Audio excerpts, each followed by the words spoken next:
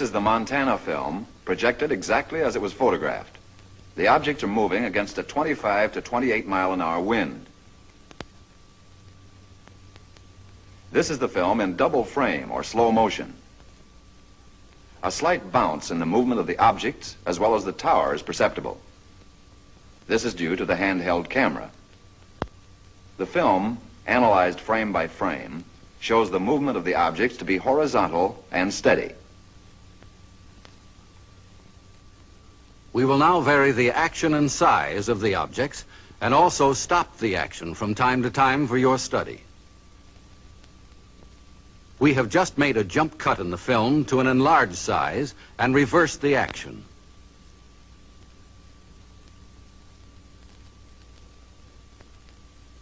You are now seeing the objects exactly as they were photographed, but from a closer perspective.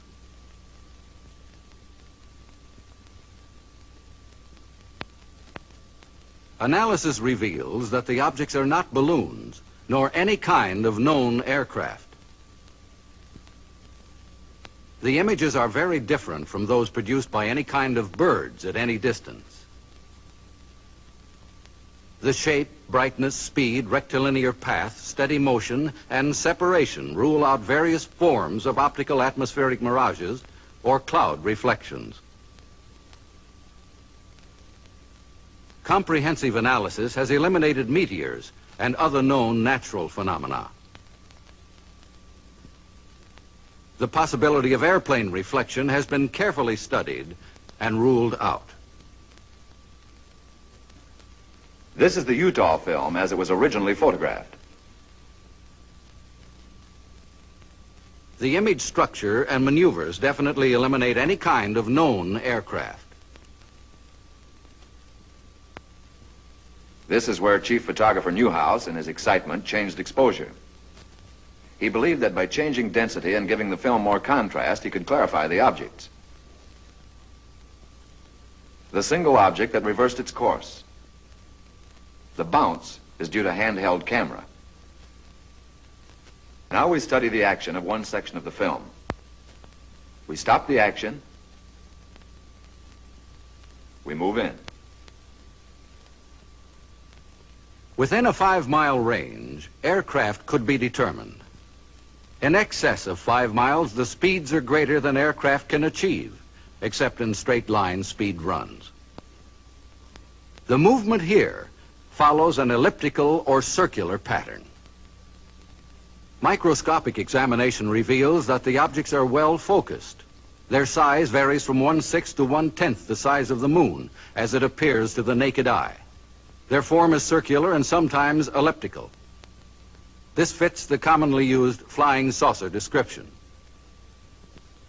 Observe the object in the upper left corner. We move in to study the action.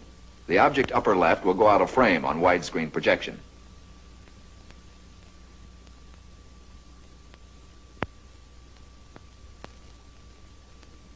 Observe the motion of the two objects upper right as we rock them back and forth.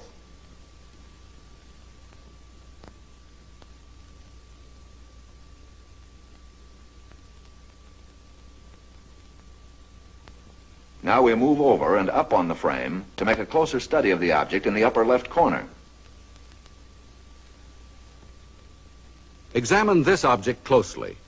Compare it with those objects you saw in the Montana film. These films were taken approximately 2 years apart, hundreds of miles apart.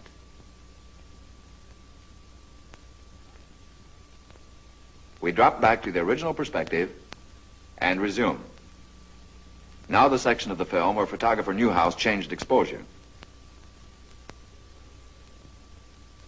Weather conditions, together with the persistence and motion of the formations, eliminate the possibility of atmospheric mirages. Photogrammetric experiments have shown that the images cannot be associated with any kind of birds at any distance. Stop. Now forward again.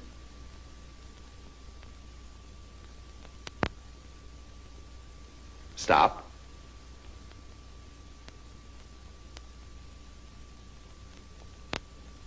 we drop back to original perspective.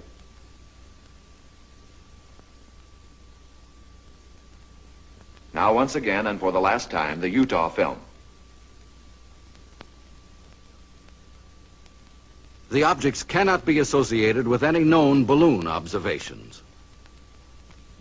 For the last time, the Montana film.